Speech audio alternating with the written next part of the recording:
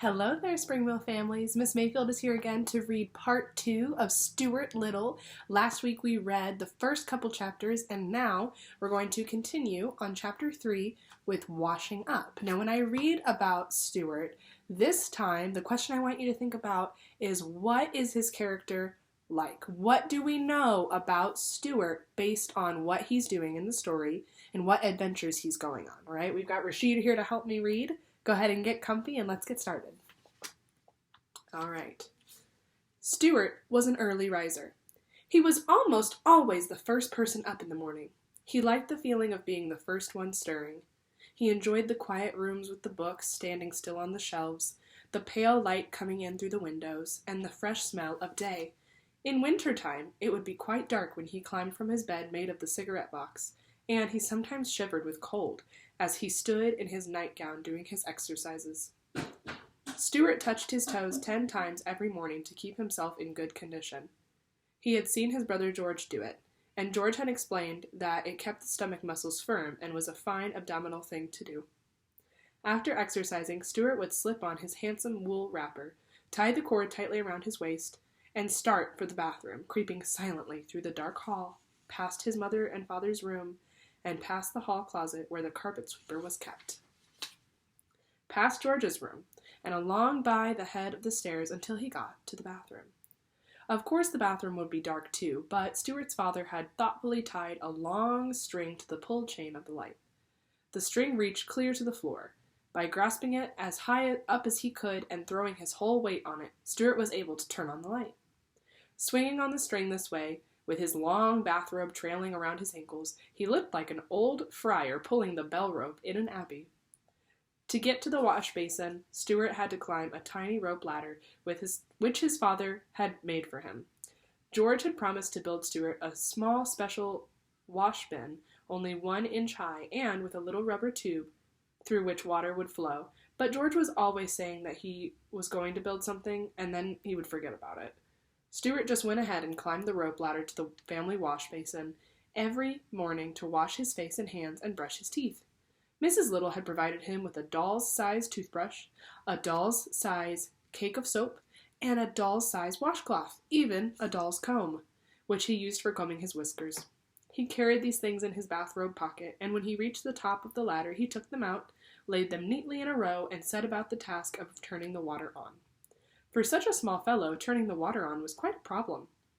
He had discussed it with his father one day after making several unsuccessful attempts. "I can get up onto the faucet all right," he explained, "but I can't seem to turn it on, because I have nothing to brace my feet against." "Yes, I know," his father replied. "That's the whole trouble."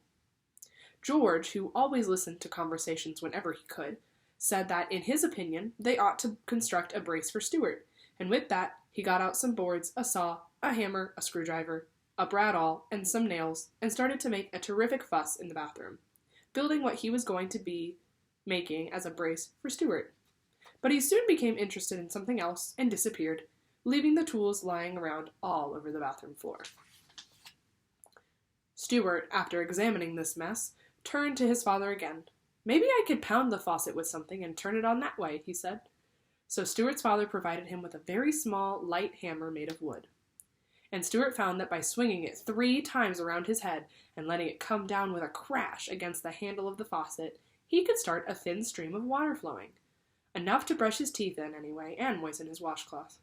So every morning, after climbing to the basin, he would seize his hammer and pound the faucet, and the other members of the household, dozing in their beds, would hear the bright, sharp plink, plink, plink of Stuart's hammer, like a faraway blacksmith, telling them that the day had come and that Stuart was trying to brush his teeth. And there's the picture of Stuart trying to turn on the faucet. All right, chapter 4, Exercise. One fine morning in the month of May, when Stuart was 3 years old, he arose early, as was his custom, washed and dressed himself, took his hat and cane, and went downstairs into the living room to see what everyone was doing. Nobody was around but Snowbell, the white cat belonging to Mrs. Little. Snowbell was another early riser, and this morning he was lying on the rug in the middle of the room, thinking about the days when he was just a kitten. "Good morning," said Stuart. "Hello," replied Snowbell sharply. "You're up early, aren't you?" Stuart looked at his watch. "Yes," he said, "it's only 5 minutes past 6, but I felt good and I thought I'd come down and get a little exercise." "I should think you'd get all the exercise you want up there in that bathroom, banging around, waking up the rest of us, trying to get that water turned on so you can brush your teeth. Your teeth aren't really big enough to brush anyway. Want to see a good set? Look at mine." Snowbell opened his mouth and showed 2 rows of gleaming white teeth, sharp as needles. "Very nice," said Stuart. "But mine are all right, too, even though they're small. As for exercise, I take all that I can get. I bet my stomach muscles are firmer than yours." "I bet they're not," said the cat. "I bet they are," said Stuart. "They're like iron bands." "I bet they're not," said the cat. Stuart glanced around the room to see what he could do to prove to Snowbell what good stomach muscles he had. He spied the draw window shade on the east window with its shade cord and ring like a trapeze, and it gave him an idea. Climbing to the windowsill, he took off his hat and laid down his cane. "You can't do this," he said to the cat, and he ran and jumped onto the ring, the way acrobats do in a circus, meaning to pull himself up. A surprising thing happened. Stuart had taken such a hard jump that it started the shade. With a loud snap, the shade flew up clear to the top of the window, dragging Stuart along with it and rolling him up inside, so much that he couldn't budge. "Holy mackerel!" said Snowbell, who was almost as surprised as Stuart Little. "I guess that will teach him to show off his muscles." "Help! Let me out!" cried Stuart. Uh-oh, he got stuck. He was frightened and bruised inside the rolled-up shade, and he could hardly breathe. But his voice was so weak that nobody heard.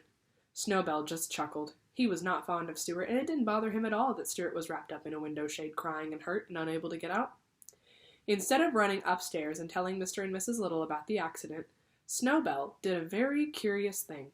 He glanced around to see if anybody was looking. Then he leapt softly to the windowsill, picked up Stuart's hat and cane in his mouth, carried them to the pantry, and laid them down at the entrance to the mouse hole. Rashid, I wonder why he's doing that. When Mrs. Little came down later and found them there, she gave a shrill scream, which brought everybody on the run. "It happened!" she cried. "What has?" asked her husband. "Stuart has gone down the mouse hole." So see right there?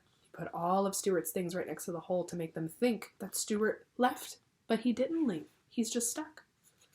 All right, our last chapter for today is chapter 5, called Rescued.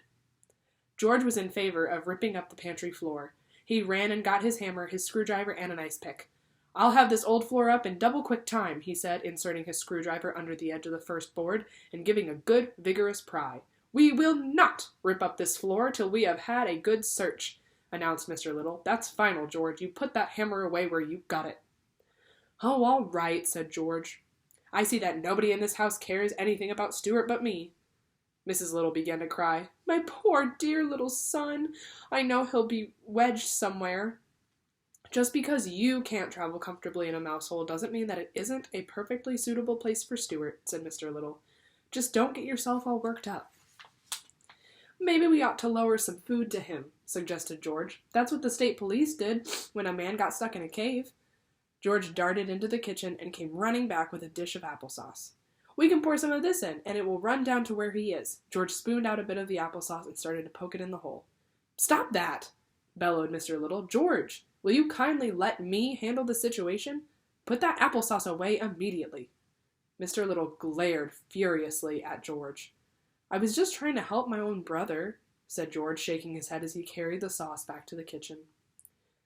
"Let's all call to Stuart," suggested Mrs. Little. "It is quite possible that the mouse hole branches and twists about, and that he has lost his way." "Very well," said Mr. Little. "I will count 3, and then we will all call. Then we will all keep perfectly quiet for 3 seconds listening for the answer." He took out his watch. Mr. and Mrs. Little and George got down on their hands and knees and put their mouths as close as they could to the mouse hole. Then they all called, "Stuart!" And then they all kept perfectly still for 3 seconds. Stuart, from his cramped position inside the rolled-up shade, heard them yelling in the pantry and called back, "Here I am!" But he had such a weak voice and was so far inside the shade that the other members of the family did not hear his answering cry. "Again," said Mr. Little. 1, 2, 3, "Stuart!" It was no use. No answer was heard. Mrs. Little went up to her bedroom, laid down, and sobbed. Mr. Little went to the telephone and called up the Bureau of Missing Persons. But when the man asked for a description of Stuart and was told that he was only 2 inches high, he hung up in disgust. George, meantime, went down to the cellar and hunted around to see if he could find the other entrance to the mouse hole. He moved a great many trunks, suitcases, flower pots, baskets, boxes, and broken chairs from one end of the cellar to the other in order to get to the section of the wall which he thought was likeliest, but no hole was found. He did, however, come across an old discarded rowing machine of Mr. Little's, and became interested in this, carried it upstairs with some difficulty, and spent the rest of the morning rowing. When lunchtime came, everybody had forgotten about breakfast. All three sat down to a lamb stew, which Mrs. Little had prepared, but it was a sad meal, each one trying not to stare at the small, empty chair which Stuart always occupied, right next to Mrs. Little's glass of water. No one could eat, so great was the sorrow. George ate a bit of dessert, but nothing else. When lunch was over, Mrs. Little broke out crying again, and said she thought Stuart must be dead. "Nonsense, nonsense," growled Mr. Little. "If he is dead," said George, "we ought to pull down the shades and all throughout the house." And he raced to the windows and began pulling down the shades. "George!" shouted Mr. Little in an exasperated tone. "If you don't stop acting in an idiotic fashion, I will have to punish you. We are having enough trouble today without having to cope with your foolishness." But George had already run into the living room and had begun to darken it to show his respect for the dead. He pulled a cord and out dropped Stuart out of the windowsill. "Well, for the love of Pete," said George, "look who's here, Mom." "It's about time somebody pulled down that shade," remarked Stuart. "That's all I can say." He was quite weak and hungry. Mrs. Little was so overjoyed to see him that she kept right on crying. Of course, everybody wanted to know how it happened. "It was simply an accident that might happen to anybody," said Stuart. "As for my hat and cane being found at the entrance of the mouse hole, you can draw your own conclusions."